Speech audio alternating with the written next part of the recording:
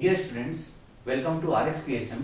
I am Dr. Y.K. Singhal and I will teach you community medicine, which will be helpful for NEET PG aspirants, UG and PG medical students, as well as for nursing and paramedical students. Hello students, so our today's topic is analytical epidemiological study or analytical epidemiology.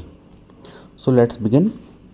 जैसे हमने last lecture में पढ़ा था कि epidemiological studies जो हैं इसके दो डिफरेंट टाइप होते हैं, ऑब्जर्वेशनल एंड एक्सपेरिमेंटल। ऑब्जर्वेशनल को अगेन दो पार्ट में क्लासीफाई किया है, डिस्क्रिप्टिव एंड एनालिटिकल। डिस्क्रिप्टिव हम पिछले लेक्चर में पढ़ चुके हैं, तो अब हमें जो है एनालिटिकल को पढ़ना है। एनालिटिकल स्टडी जो है वो की जाती है, वो एक ऑब्जर्वेशनल स्टडी है और डिस्क्रिप्टिव के बाद की जाती है। डिस्क्रिप्टिव स्टडी में हमने एक हाइपोथेसिस फॉर्मुलेट की थी, उस हाइपोथेसिस को हम यहाँ टेस्ट करेंगे और इसमें यूजुअली इंडिविजुअल को सेलेक्ट किया जाता है, लेकिन उसके जो रिजल्ट निकलते हैं वो इंडिविजुअल नहीं होते, है ना। इंडिविजुअल पर हमने स्टडी की जाती है यूजुअली है कि एनालिटिकल स्टडी के जो टाइप है cross sectional, ecological, case control and cohort, चार तरह की स्टडी है, जिसमें इकोलॉजिकल स्टडी हम पॉपुलेशन पर करते हैं, बाकी तीनों स्टडी हम इंडिविजुअल पर करते हैं। तो अभी इन चारों स्टडीज़ को हम एक बार ब्रीफ में यहाँ पढ़ लेते हैं, फिर हम एक एक स्टडी डिटेल में फर्दर लेक्चर्स में करेंगे। तो देखो, इकोलॉजिकल स्टडी को हम कोरिलेशन स्टडी भी कहते हैं, जिसमें स्टडी पॉपुलेशन पूरी पॉपुलेशन होती है। एक्सपोजर डिजीज के लिए जो रिस्क फैक्टर है उसका हो चुका है, एटियोलॉजिकल एक्सपोजर हो चुका है, आउटकम भी आ चुका है। अब ये डिजीज जब स्टार्ट करते हैं जब इस स्टडी को, तो एक्सपोजर एंड आउटकम दोनों ही हो चुके होते हैं, तो वो दोनों ही हमें पता करने होते हैं। और इस स्टडी में ना तो ये फॉरवर्ड जाती है ना ये बैकवर्ड जाती है, ये एक तरह की क्रॉस सेक्शनल स्टडी ही होती है। लेकिन cross sectional and ecological study में डिफरेंस है केवल स्टडी पॉपुलेशन का। इकोलॉजिकल स्टडी में स्टडी पॉपुलेशन पूरी पॉपुलेशन होती है, क्रॉस सेक्शनल में इंडिविजुअल पर स्टडी की जाती है, ठीक है। इसके बाद में आता है हमारा क्रॉस सेक्शनल स्टडी, जिसको हम प्रिविलेंस स्टडी भी कहते हैं, क्योंकि इस स्टडी से हम प्रिविलेंस निकालते हैं। इसमें स्टडी की जाती है इंडिविजुअल पर, एक्सपोजर पहले से हो चुका है, आउटकम आ चुका है, दोनों को ही हमें एसेस करना है स्टडी में, और ना तो फॉरवर्ड है या ना बैकवर्ड है, एक पर्टिकुलर पॉइंट पे हमको स्टडी करनी होती है। बस सिंगल टाइम कॉन्टेक्ट होता है पेशेंट से क्रॉस सेक्शनल स्टडी में, ठीक है। इसके बाद आ जाता है केस कंट्रोल स्टडी, इसको केस रेफरेंस स्टडी भी कहा जाता है।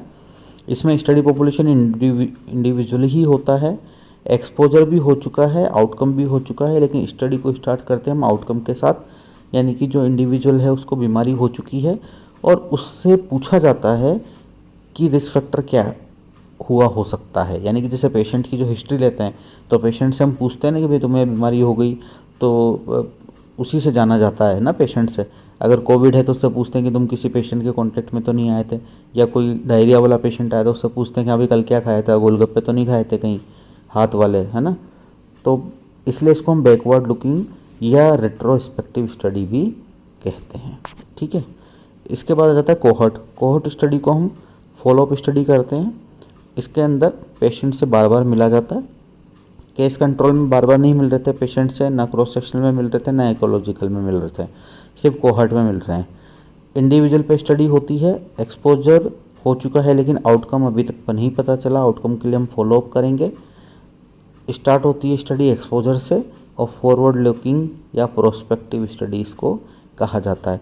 तो ये बेसिक चार टाइप हैं। अब इनके भी आगे डिफरेंट टाइप्स होते हैं, जैसे केस कंट्रोल के भी डिफरेंट टाइप होते हैं, कोहोर्ट के भी डिफरेंट टाइप होते हैं, लेकिन जब वो हम इंडिविजुअल केस कंट्रोल पढ़ेंगे तब उसके बारे में हम इस बात करेंगे। तो अभी इसमें हम इतना ही कर रहे हैं। इसके कुछ MCQs हम देख लेते हैं, जैसे कि which of the following research method study have only people who are initially free of the disease of interest. तो अभी हमने जो टेबल देखा, यानी कि जो स्टडी पॉपुलेशन है फ्री ऑफ डिजीज इंटरेस्ट, उसको डिजीज नहीं है, तो जो टेबल में आप देखो कि कौन सी स्टडी है जिसमें आउटकम नहीं आया। तो इकोलॉजिकल में भी एक्सपोजर आउटकम दोनों थे, क्रॉस सेक्शनल एक्सपोजर आउटकम दोनों थे, केस कंट्रोल में भी आउटकम था, लेकिन इसमें सिर्फ एक्सपोजर था। तो कोहर्ट में पेशेंट एक्सपोजर के साथ आता है, डिजीज़ के साथ नहीं आता, ठीक है। तो initially free of disease interest, यानी कि यहाँ पर ये कोहर्ट स्टडीज़ का आंसर होना चाहिए, ठीक है। Question number 2, all of the following have individuals as unit of study except. तो यूनिट ऑफ स्टडी कहाँ कहाँ पे इंडिविजुअल और कहाँ पॉपुलेशन में है। तो हमने देखा था कि कोहर्ट में, केस कंट्रोल में या केस सेक्शनल में इंडिविजुअल के पर स्टडी थी, लेकिन इकोलॉजिकल में पूरी पॉपुलेशन पे स्टडी होती है। इससे इसका आंसर इकोलॉजिकल स्टडी है। इसमें क्वेश्चन ये भी आ सकता है कि analytical study where population is the unit of study, direct पूछ ले तो भी इकोलॉजिकल स्टडी हमको करना है। Question number 3, cross sectional study is a longitudinal study और प्रोस्पेक्टिव, रिट्रोस्पेक्टिव और प्रिविलेंस। तो क्रॉस सेक्शनल स्टडी से हम प्रिविलेंस निकालते हैं, इसलिए इसको प्रिविलेंस बोलते हैं, प्रिविलेंस स्टडी बोलते हैं। रिट्रोस्पेक्टिव किसको बोलेंगे, केस कंट्रोल को। प्रोस्पेक्टिव किसको बोलेंगे, कोहर्ट को। और लॉन्गिट्यूडिनल स्टडी जो है वो अलग होती है ही सही हमारी। ये दोनों, कोहर्ट भी एक टाइप की लॉन्गिट्यूडिनल स्टडी हो सकती है ना।